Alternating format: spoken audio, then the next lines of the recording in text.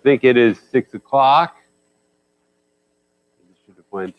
There's a welcome slide. Well, super. It is 6 o'clock. Welcome to Wednesday night prayer meeting here at Second Baptist Church, where we're seeking to love God, love people, and serve the Lord. That's right, Jack. You got it, buddy. That's our motto. Or is it our motto or our mission statement? Or whatever it is, it's who we are. And so hopefully you guys are doing that. And we're seeking to do that together as a church family. And so part of that is our Wednesday night prayer time. We pray to God and we seek his guidance. And it's an important part of our Christian life to be coming to God in prayer. So hopefully you guys are all doing well. We're going to open up our Wednesday night like we usually do. And we're going to open up in our time of a prayer of rededication, refocus on God, clearing our hearts and minds just to be set back and focused on him. All right, so I think it's our first plan. If you want to slip to our opening slide, there we go. Opening time, like always, I will lead us. Encourage you to spend some time in prayer as the Lord leads you to pray, open your hearts and minds, and call out to him and follow him as he directs. So let's pray as we Father God, Lord, we just thank you for this time we can come together. We thank you for this place. We thank you for your grace and your love and everything you've given us and poured upon us, Lord. God, we ask you as we come tonight to serve our hearts and minds. Lord God, search us, Lord. Psalm 139 says, because you know us. And so, God, we pray that you show us areas of our life that we're rebelling against you, God, ways that we're not following you or glorifying you in all that we are. God, help us to overcome these areas, Lord, as we struggle with these sins that are coming against you. Empower us, Lord God, to overcome these things in life and help us to grow in you. Lord God, as we struggle with these things, Lord, pray you give us the power to overcome them. And God, release this in our minds so that we are actively pursuing to overcome them in the power of your God, we ask you just to help us to forgive those who have trespassed against us, Lord God, who have brought things against us in our lives. Lord God, help us to let go of these things. God, we need your grace, we need your power, we need your strength to be able to do that. We need your spirit to work in and through us to release these pains and these attacks that have happened and those who are refusing to forgive or struggling to forgive, Lord God. Give us the strength to forgive them, Lord. You forgive them. Give us the power through your Holy Spirit, Lord, just to be able to release these back. God, release them in our lives.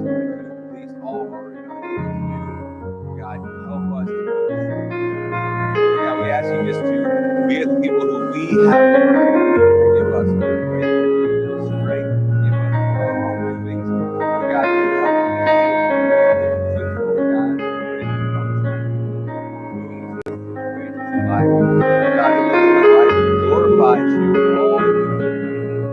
God, we just ask you right now as we come before you on this prayer meeting tonight, Lord God, that you help us to unpack the burdens of our week, the burdens of our life.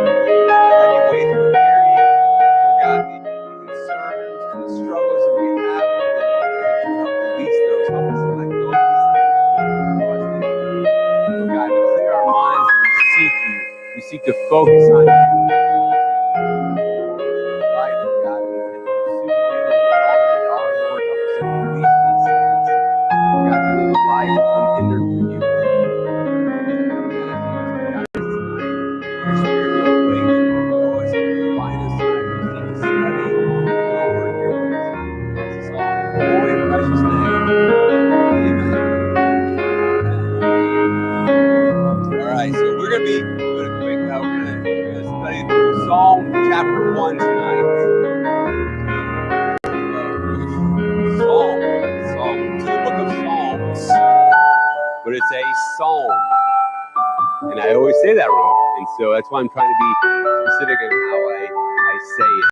So, Psalm chapter 1 in the book of Psalms, because each one of them is a different psalm or a song. It's a poetic writing. Tonight's kind of titled The Tree and the Stream. What, buddy? Chapter. You know what number? You know what number it is?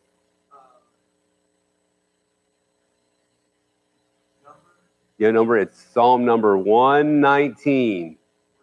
119, longest chapter in the Bible. Pretty wild, huh? And I think, what is it? Very close. I think Psalm either 118 or 120 is the shortest psalm. So anyway, just some Bible trivia if you want to, you know, show off to your friends later.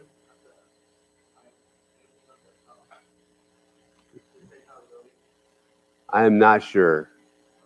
I'll take your word for it, though, if you say so. But we're going to be in Psalm chapter 1. The Psalms were written, a lot of them were written by King David, but some were written by other psalmists. Some of them were put to music. The fascinating thing we need to think about is, and remember when we're reading the Psalms, is that they were written in Hebrew according to Hebrew rules of poetry. And we are not reading it in Hebrew. And so, like our poetry, it doesn't translate well into other languages. Because we do like the Dr. Seuss, you know, when we rhyme our poems and things like that, and words in English rhyme, and we have certain ways of doing it. Well, the Jewish people in their poetic writings would have several different things. Yeah, like a cat in a hat, but they would do it in their language, in the Hebrew language, and they do different acronyms, or they'd have parallelisms where certain lines would match up and point to different things. And so sometimes when we read it, we miss some of those things. And so hopefully as we go, I'll try and point some of those things out that I know of as I go. I don't know them all off the top of my head, but it's always fascinating to learn those things and to work on them as we go through. So we're in Psalm chapter 1. That's where we're gonna kick off tonight. And that's our first one here. So please follow along as we read. It goes like this. How happy is the one who does not walk in the advice of the wicked, or stand in the pathway with sinners, or sit in the company of mockers. Instead, he delights in the Lord's instruction. He meditates on it day and night. He is like a tree planted beside flowing streams that bears its fruit in its season, and its leaves do not wither. Whatever he does prospers. The wicked are not like this. Instead, they are like chaff that is blown away. Therefore, the wicked will not stand up in the judgment, nor sinners in the assembly of the righteous. For the Lord watches over the way of the righteous, but the way of the wicked leads to ruin. All right, so that was chapter 1. Only 6 verses. So we're going to do several Psalms for a bit as long as the Lord leads. Some we'll be able to do in one shot, some we will not. But we will try and discuss those as we go. So there's a couple things I want to point out about this psalm that I want you to it's going to be kind of laying out factors of when we read Psalms, when we seek to follow God and following his advice. And it's kind of laying out a dualism here, that a parallel between the wicked and the righteous. All right? And so we get this beautiful picture here. And that's really what the psalmist is doing, is painting us a picture of what it means to follow God, right? And so the first thing he says is, how happy are the ones who do not walk in the advice of the wicked, right? And so you're already picturing walking. Like we went for a nice family walk the other night. It's, you know, you're out and you're moving. There's usually a couple paths you can take. You know, I remember this when I was a boy playing in the woods. You can follow a nice clear path. Or I remember one time we took our family to somewhere down a state park somewhere, and it was really high grass. We all walked through it. We followed the wrong path, and we were just covered in little seed ticks, just from our knees down, just covered. It was horrible. And so we see this picture here of walking a path or walking away. And so the psalmist is saying, look, when you follow the path of the wicked, you know, the way that leads to the high weeds, the way that leads to destruction, it's going to lead you to the wicked. It's going to lead you along the wicked ways, right? And it's such great advice, because sometimes we do that. We start thinking about the way maybe someone at work who's not a Christian, and they're doing maybe they're cutting some corners that's not legal. And so we start seeing them get away with things and how it's easier for them to do it. Or maybe the boss isn't catching them. They're getting away with, you know, being lazy or something. We see that, and we start saying, I wonder if I could do that. You know, I wonder if I could get away with that. Or, There was a place I worked for in the night shift was starting to shut down a few minutes early. And they would go back to the break room and hang out for, I'm sure it started a couple minutes early or a couple minutes longer. And so it ended up becoming like half hour, 15 minutes early. They're all going and hanging out in the break room because it's a night shift, and they'd shut everything down afterwards. There's no in-between shift. And so they were there, and then one night the owner walked in and busted them all sitting around. Every one of them was there, sitting in the break room. None of them were still out working. And so you see that eventually, they all followed the same path. First, I'm sure it was like a couple of supervisors went, and then they didn't get on to people, so those other people went, and those other people went. Eventually, it became everybody, and so a lot of them got to find new jobs after that, but some did not. But anyways, the idea of what path you follow, and it's really not about what you can get away with, because sometimes you get away with something for a while, but you follow that path, and eventually you get to a place of no return, and you get caught in a trap. And then Proverbs talks a lot about that too. When you follow the walk, and eventually they're going to pull you into their schemes, and you'll become one of their victims. And that's what happens in the way of the wicked, right? And so we got to make sure as we walk in our lives that it's pursuing the good things. And sometimes it's tempting to fall the way of the wicked. Take the easy way out at work, right? To cut corners, to maybe I could just skip this, or maybe I'll tell a little fib and it'll be okay. And that becomes the path we're treading down. And we need to think of it that way, because that's how we avoid going towards the wicked, is that if we start heading that way, we're going to end up that way. And so we got to watch out where we step. Even a little step that way is going to take us further down. And that's kind of what the psalmist is saying. He says, look about that. But if the pathway of the righteous, right, is a delight, right? It's a delight day and night. And I like the wording there, because you think about that, because you think about the two extremes here. The psalmist is, because I love Psalms because it's poetic and I'm artsy, and we're friends, right? And so the lyricist, he's painting this picture. One way is walking the easy path that leads to destruction, but he compares that to delighting in God delighting in him or her. And we have the comparison there. So one is walking a path which you walk that takes you away and you go down that way. The other one is focusing on pleasing somebody, right? And pleasing the Lord, and the Lord being pleased with you. And really that's kind of, when you get to a work analogy, those who are good workers usually work to please the boss. They work to do their best, and they work to excel in the company, right? I've been a part of companies that you want to just get you're excited about being a part of that company. You want the company to succeed, so everything you do is to help the company succeed. And there's been, and that's the idea really of walking the path of wickedness, or working towards the delight of the master. And that's the comparison picture that the psalmist is saying here. It says, look, if you start heading that path, it's going to lead to destruction. If you focus on glorifying and the delight of the master, then your whole life's going to work out. It's going to be day and night way better. It's going to be good stuff, right? That's kind of the first comparison. And so the psalmist moves on to point to the idea of a tree planted beside flowing streams, right? What a beautiful picture of what trees need is they need water. And a flowing stream is always bringing new water, fresh water, not stagnant water, but good water to the tree. And the idea of refreshing feeling. Good, nice stuff. Oh yeah. And, compared to like a desert that's dry and barren, and we see that having picture of, when we start seeking to delight, seeking to follow God's delight, work towards, having him be delighted in us. It's like being a tree planted by a stream that's always coming, it's always flowing. As we dig our roots deeper, right, it's going to help nourish us and help us to grow and produce fruit. And I love that picture there, because you think about trees. If you owned a house, you know what happens when trees get too close to water pipes and sewer pipes, right?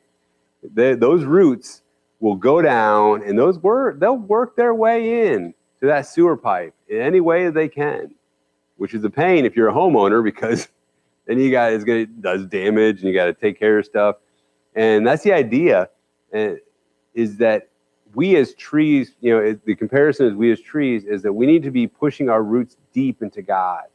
That's a flowing stream that's going to be coming to us, right? Those nutrients are going to flow to us if we're planted and following in his delight, and our roots are going to grow deep, and we're going to grow strong, and we're going to be able to bear much fruit as long as our focus is on the delight of God. And he compares again then to the wicked who have followed the path of unrighteousness, the path of the mocker and the scoffer, the negative Nancys. No offense to Nancys out there.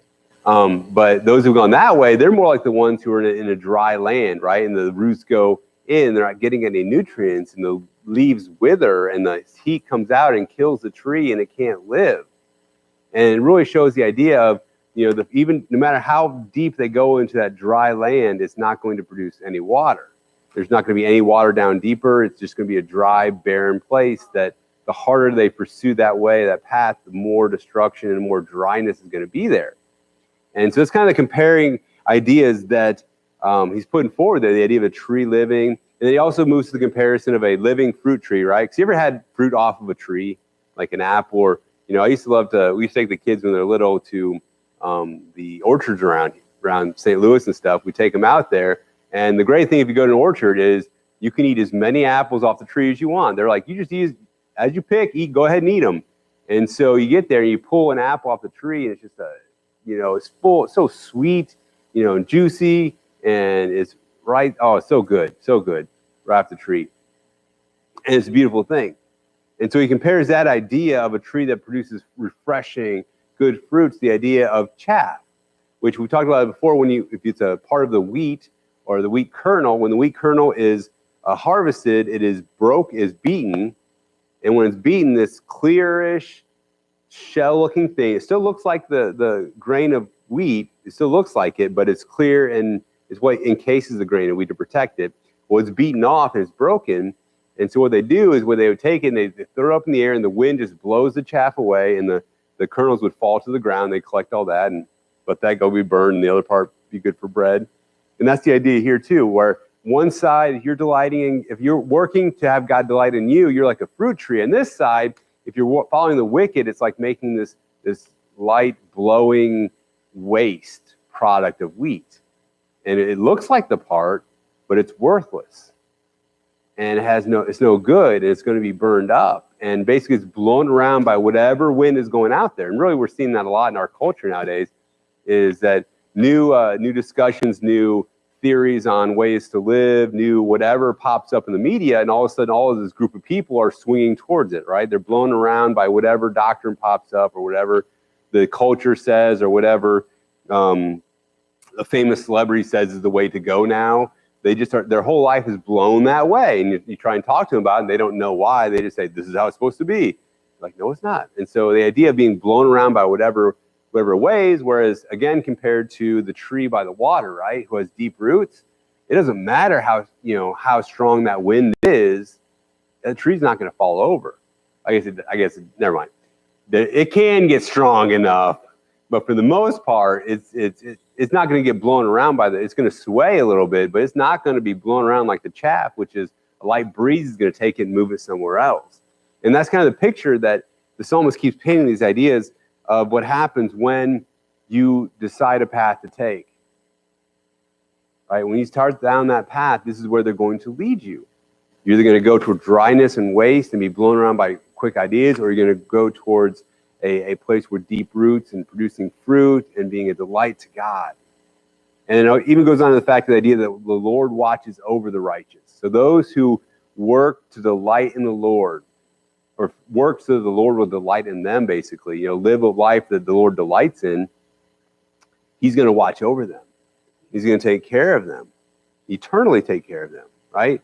Whereas the chaff, he's going to burn up in judgment. Judgment's going to come and they will be destroyed. Growing up, I always share about my idea of Jesus was this idea that Jesus was like a hippie, and he was peace, love everywhere. And part of my story is that, I started reading the Gospels for myself and realized, well, no, it's not exactly, Jesus was full of love, but it wasn't like hippie love. It was a deeper love and a truer love, which brought redemption and brought out anger sometimes, brought out several different things.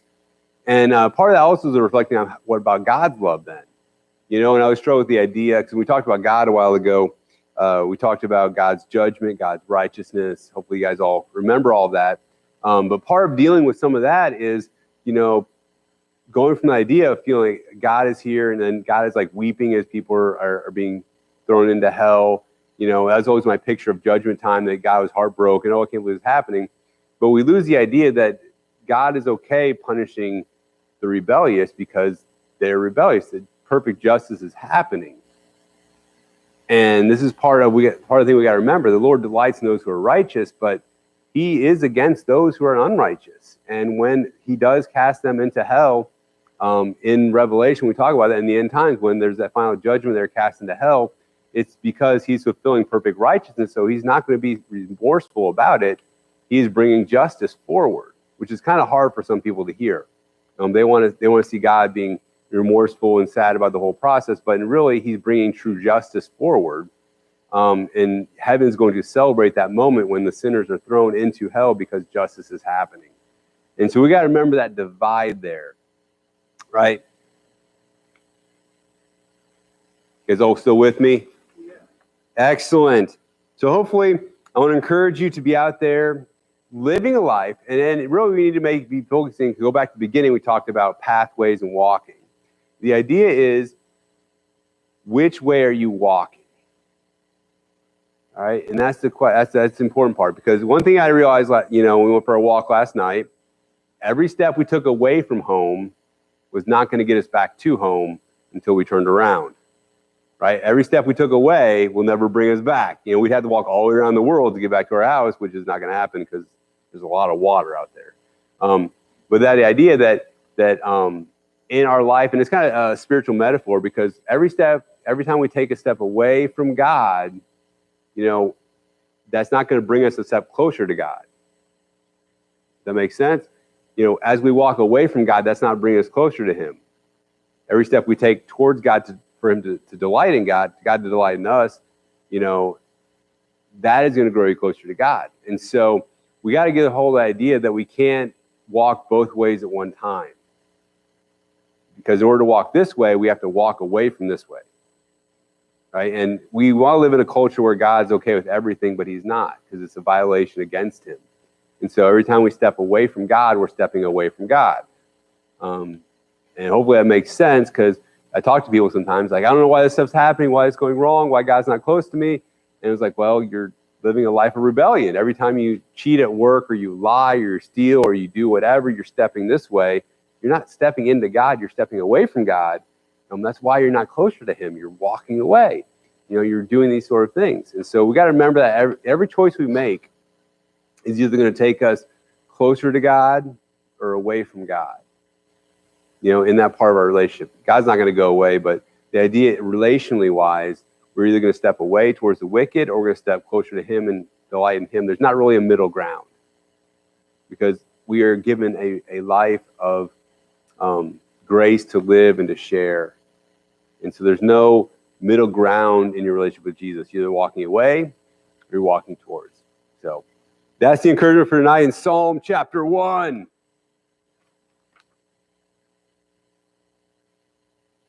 Find some good stuff. Right. Well, super. It's poetry, and I love poetry, so hopefully you guys enjoy it. We may do a couple psalms. We'll see how psalms as the Lord leads. I've been praying and say, God, because we studied God's attributes for a bit, and I enjoyed that, but I felt God kind of taking us away, and we started kind of dabbling some other stuff in early June. But now I feel God kind of leading towards the psalms, so we'll see as Lord leads. Or if there's some topic any Wednesday night you guys want to talk about, we can pause and talk about that, because that's why we're here. We're here to grow deeper, to take steps in life to glorify God. And so part of that is working out questions and anything that happens. So feel free, some Wednesday, you want to talk about something else, I prefer you give me notice. But hey, I'll roll with it. I got 3 kids, and we're an adventure, so I've dealt with a lot of stuff on the spot. But anyways, all right, so we're going to end our time online. So I want to thank those for joining us online. God bless and have a beautiful evening. Those in here, you're so easy